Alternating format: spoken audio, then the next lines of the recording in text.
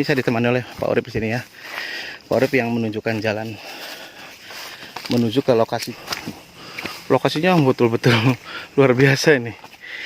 Dan butuh ekstra tenaga karena jalannya menuju ke lokasi. Waduh, ini seperti ini. Untuk ukuran saya yang berbadan gemuk, aduh, harus banyak cukup oksigen. Kelihatan kan rutenya begini.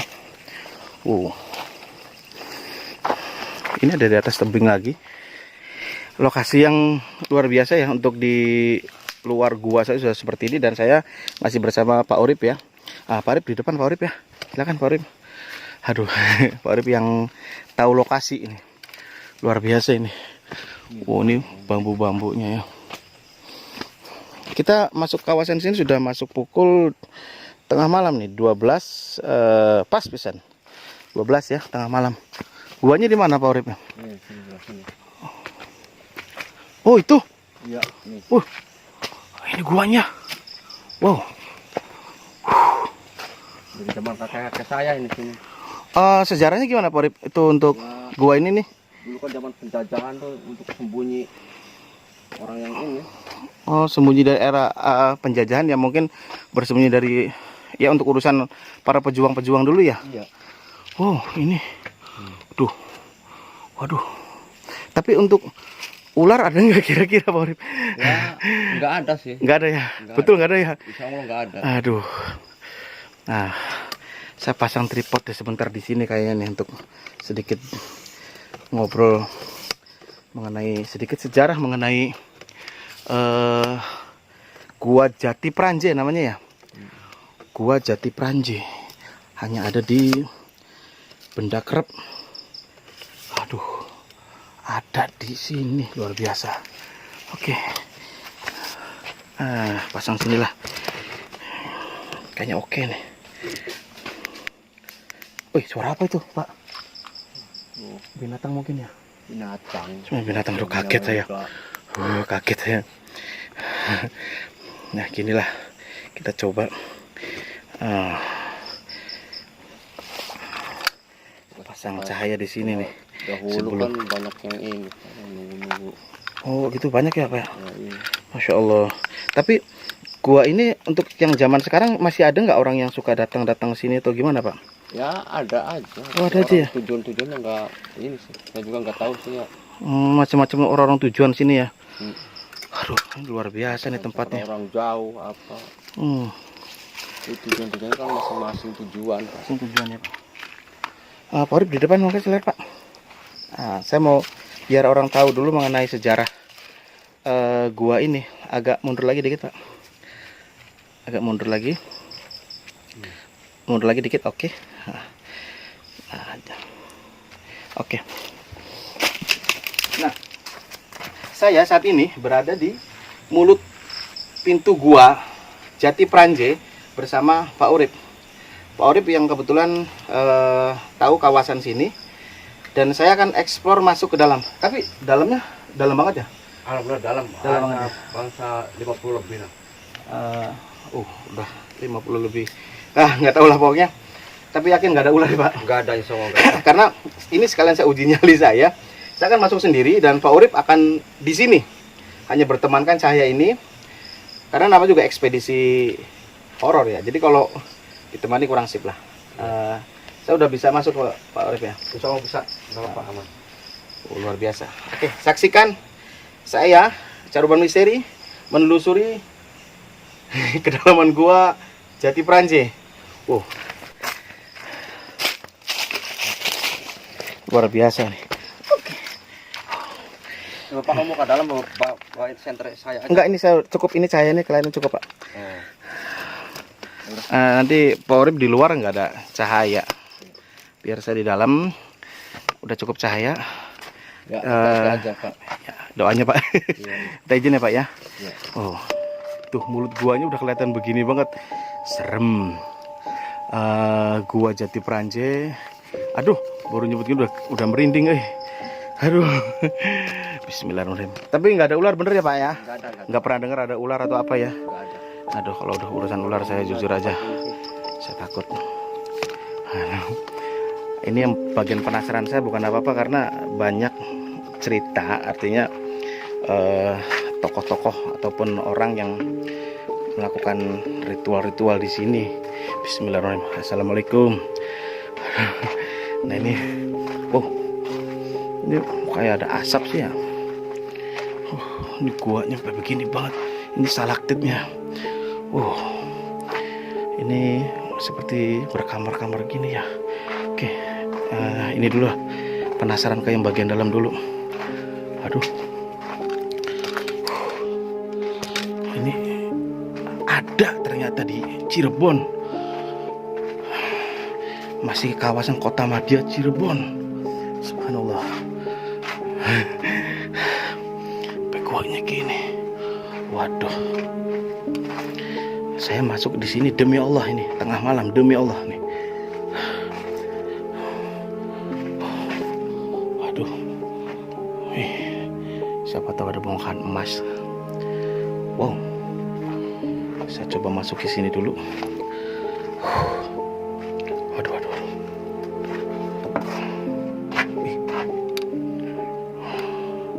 Ini apa ya?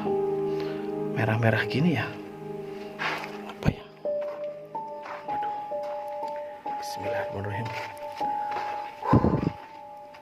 Luar biasa ya. Ini menantang banget tuh. Dalam gua.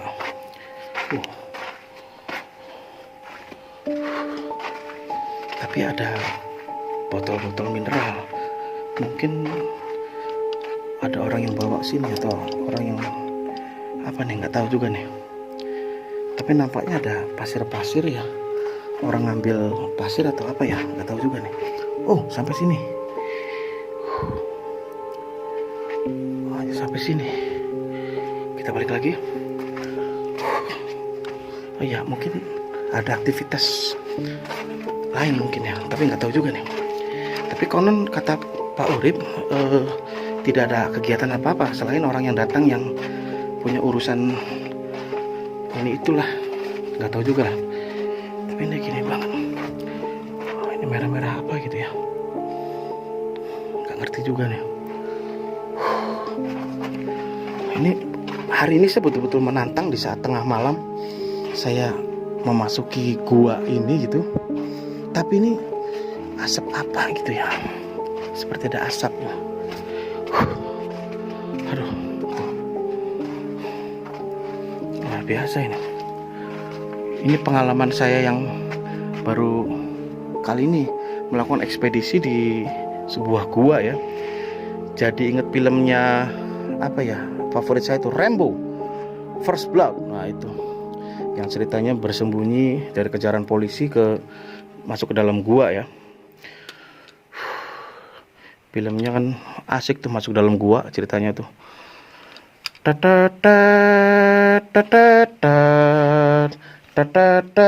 Nah musiknya tuh sampai hafal ya.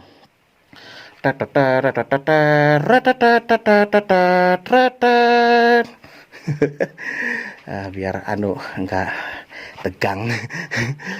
Tuh atasannya udah begini.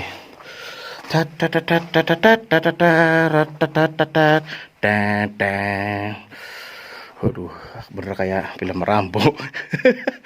Aduh, ini gua yang cukup dalam ya.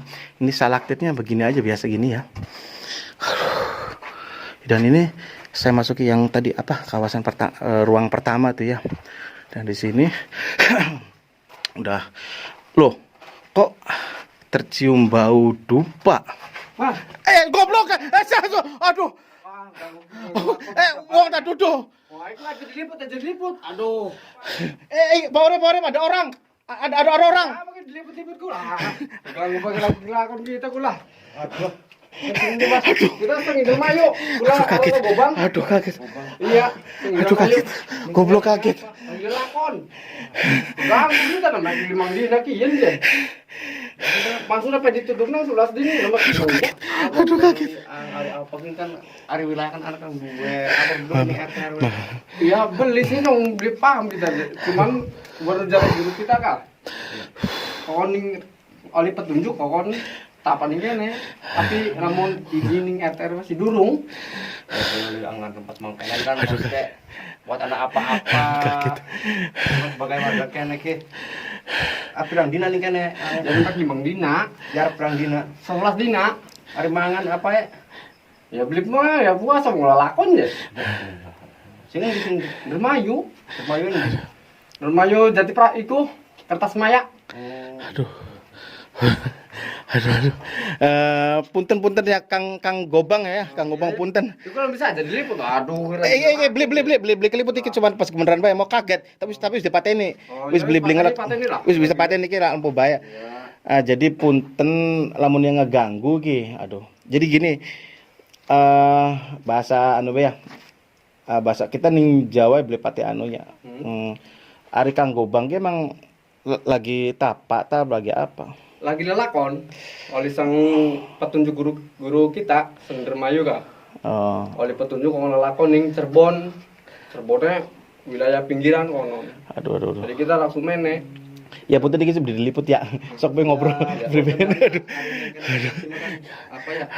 Berlapor sama RT RW atas sebagai tokoh masyarakat kene. Kan saya asli nggak tahu ya. Iya sih cuman ya detak jantung saya nih, aduh. kita langsung berdua langsung detak jantung saya betul-betul. Pas langkah kaki kita Nggak tahu ada orang di sini. Aduh, ada orang. Rupanya dia sedang bertapa di sini. Aduh, saya nggak tahu. Tapi dia nggak tahu kalau ini masih saya rekam, masih nggak tahu.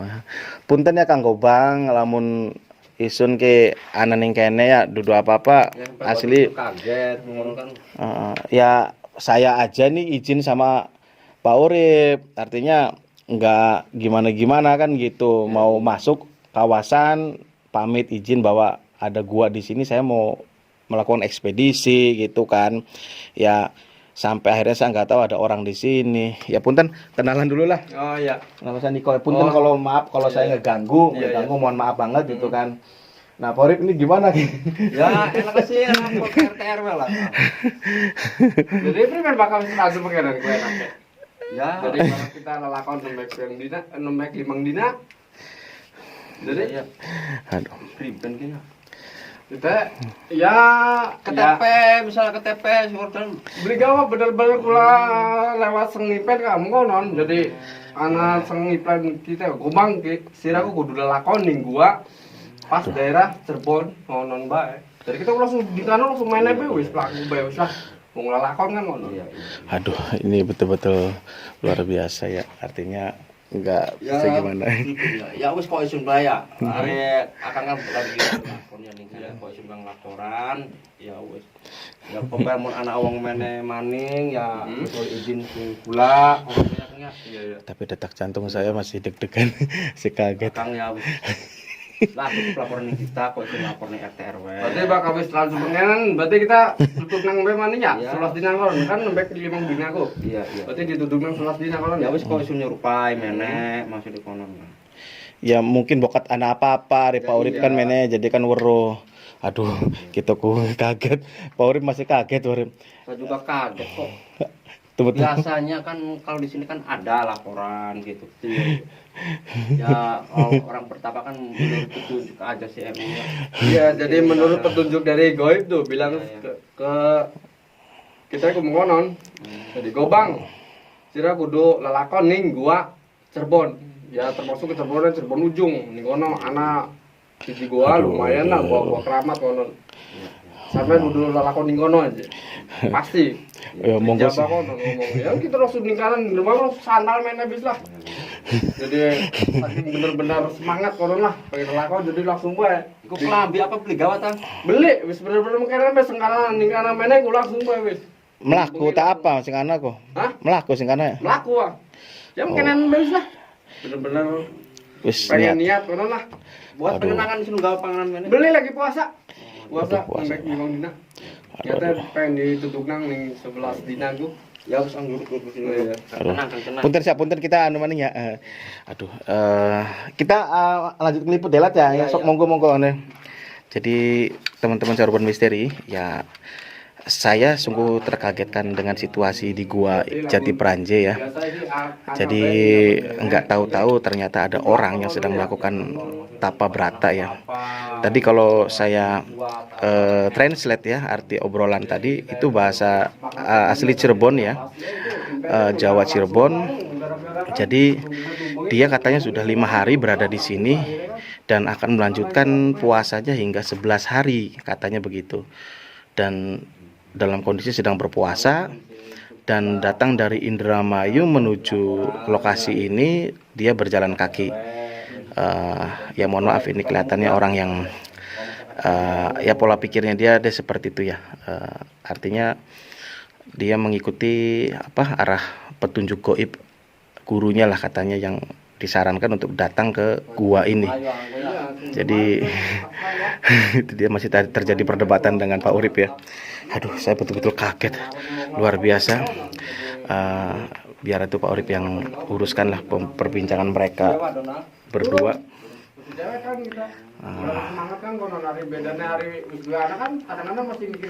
Itu terjadi perdebatan seru. Aduh, karena nampaknya dia nggak bersedia untuk diliput ya, nggak bersedia. Jadi saya tadi berpura-pura agar terkesan nggak meliput ya, padahal masih meliput. Terdengar pembicaraan dia masih lajang ya, belum berkeluarga. Dan aduh, ini saya sengaja menguping pembicaraan dia juga sih. Aduh, ini ada aja orang yang begini. Waduh, maaf ya Kang, kita sih lanjut ya, sok monggo.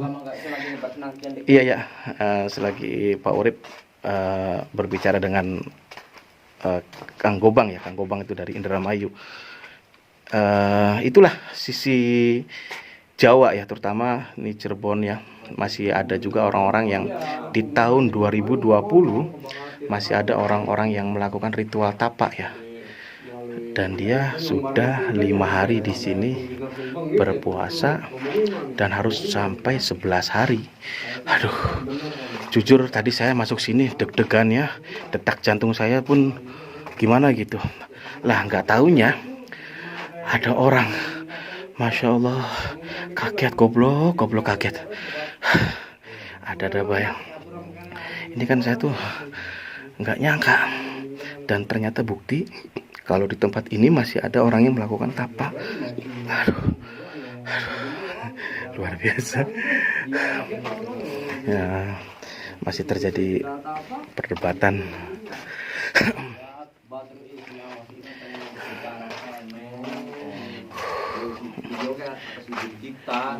Ada yang tumbuh apa di sini? Pohon apa ini ya? Tapi kayaknya explore saya hari ini terganggu ya. Dan karena saya juga mengganggu ada Kang Gobang tadi yang sedang melakukan tapak tadi ya. Jadi tapi seru juga ya. Tapi ini membuktikan bahwa di Benda Kerep ini di kawasan Jati Pranje namanya, masih kawasan Benda Kerep ini, di gua yang hanya ceritanya sering didatangi orang-orang yang melakukan ritual-ritual tapak ya. Ternyata ada, saya menemukan di sini. Ternyata ada. Ini bukti ya. Kalau tidak hanya cerita ya. Tapi kalau sejarah yang dahulu yang Pak Urip cerita untuk orang-orang tertentu ya yang melakukan persembunyian di sini gitu kan. Hanya saja ini mungkin tidak terekspos oleh media ya. Kalau di sini ada gua, mungkin pihak pemerintah juga belum tahu juga mengenai keberadaan gua Jati Pranje ini ya. Aduh.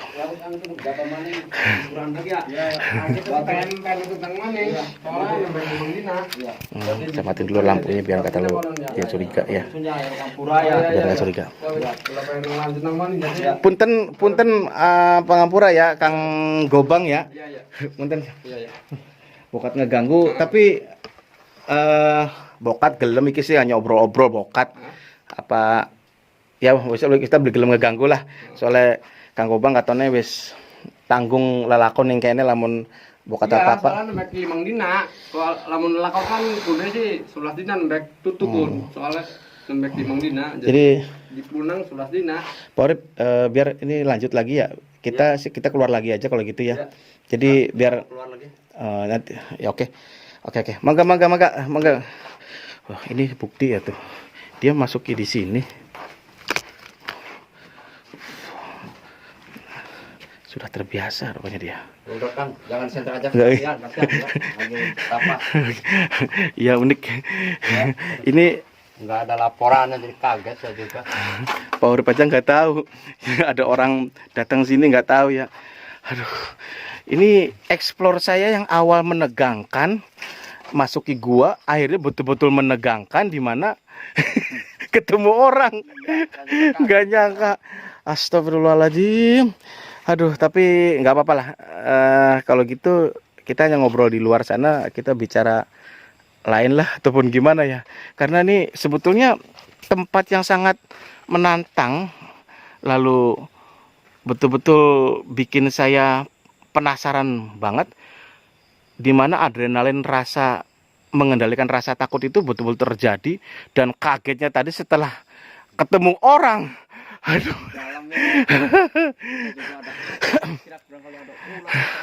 Ada orang. Tapi bukan orang gila. Nah itulah pola pikir orangnya macam-macam ya Pak Urip ya. Iya. Kalau dia ya kalau dari bahasanya ya secara rasionalnya dia betul-betul orang kampung ya dari bahasanya. Lalu dia orang yang sedang melakukan ritual mengikuti atas petunjuk goib guru katanya gitu tadi ya. Iya. Nah, jadi dia datang dari Indramayu dengan jalan kaki. Jadi kalau ada istilah itunya ngegembel atau apa, jalan dari sana hingga melakukan ritual puasa di sini. Dan tadi pun sempat Pak Urip menawarkan makan ya, tapi dia menolak katanya sedang berpuasa. Wow, oke.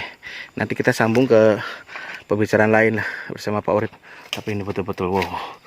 Nah, karena saya dan Pak Urip tidak mau mengganggu aktivitas siapa nama tadi tuh?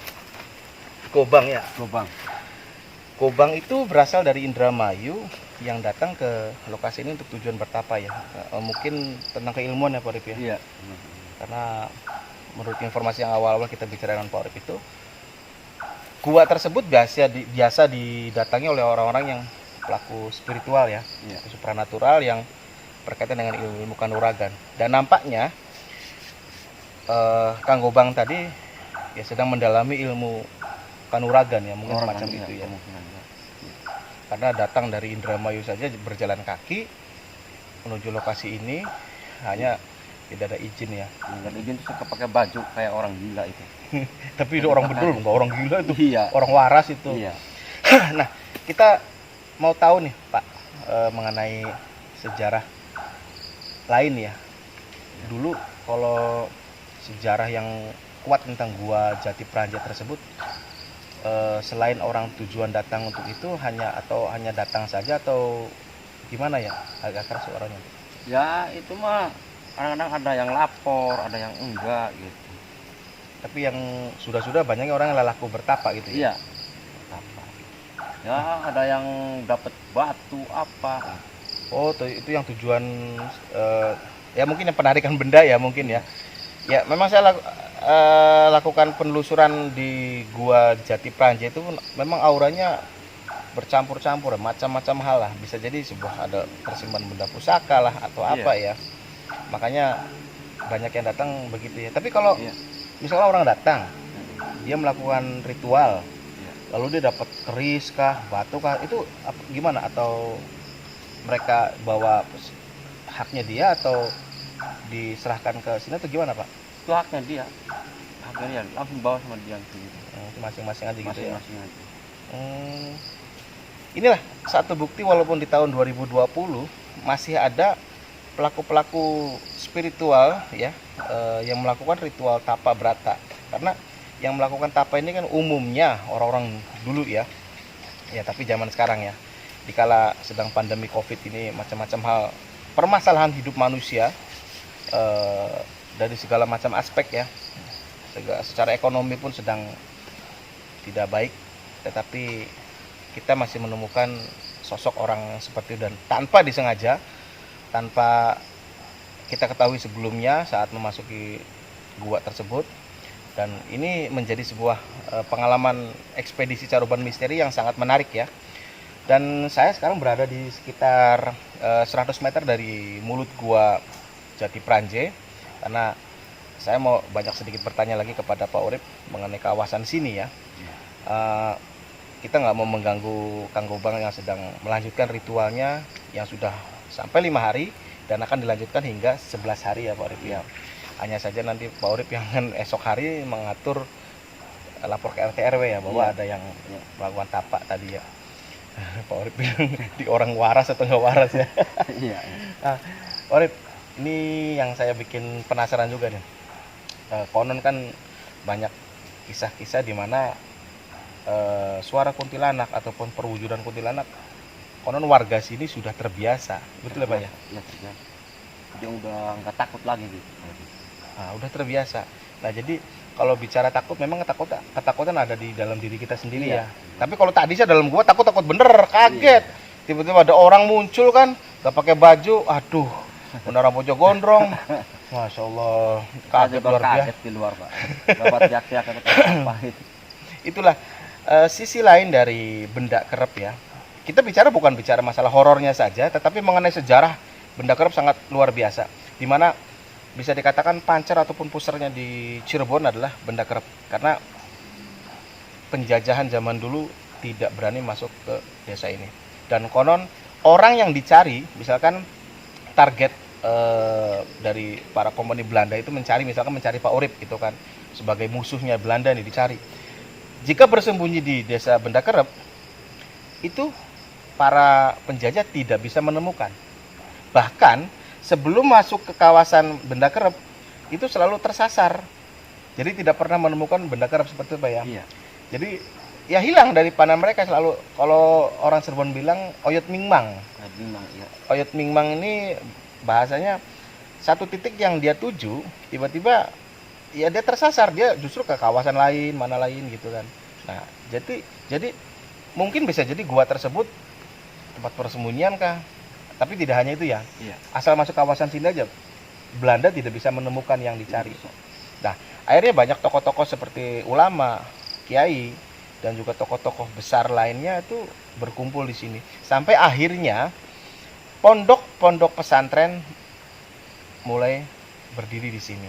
Hanya saja dahulunya Benda Kerep punya aturan yang harus ditaati, yaitu tidak ada unsur modernisasi seperti listrik, televisi, handphone ataupun lain-lain. Itu tidak boleh.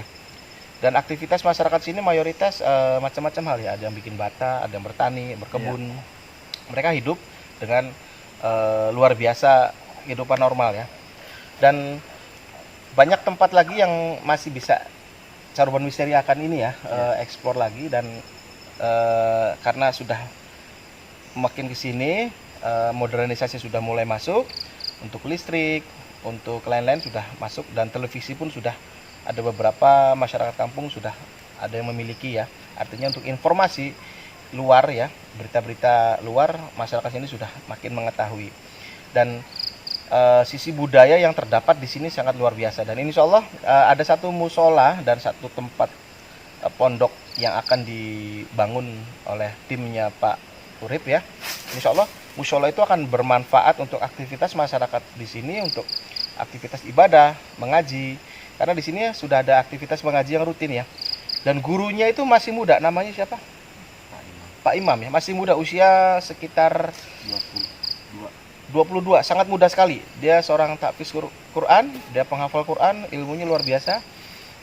Beliau justru mengajarkan ilmu agama dan mengaji itu kepada orang-orang yang beranjak sudah mau tua ya. Umur 60-70. Oh, 60-70 tahun ada yang mengajarkan masih muda, itu luar biasa banget. Insya Allah yang tua. Rencana Pak Urip itu bisa terlaksana. Sekarang sedang penggalangan dana ya. Jadi donatur siapapun ataupun nanti yang teman-teman Caruban Misteri jika ingin tahu, datanglah ke Benda Kerep, temui Pak Urip. Atau nanti hubungi saya ya. Di Benda Kerep Lebak Ngok. Temui saya, nanti bisa temui Pak Urip jika ingin berdonasi ya untuk berdirinya sebuah musola dan tempat mengaji. Insya Allah rezeki teman-teman di Caruban Misteri akan dilipat gandakan oleh Allah Subhanahu wa taala. Amin amin ya rabbal alamin ya.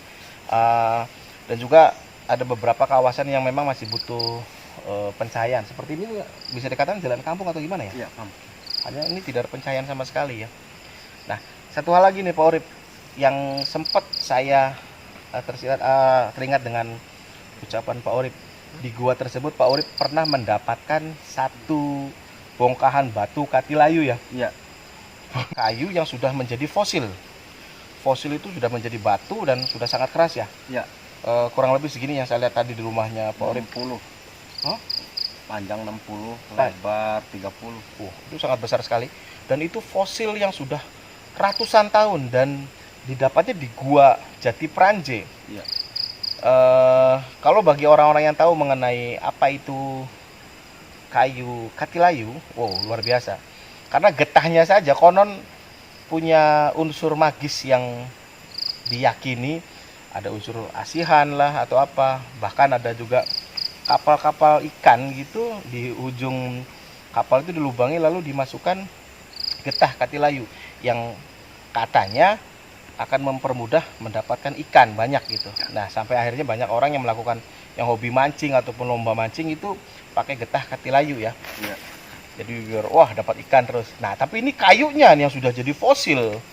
Nah, sampai akhirnya banyak pemahaman-pemahaman ataupun yang orang-orang yang mempercayai unsur asihannya di katilayu sangat tinggi katanya.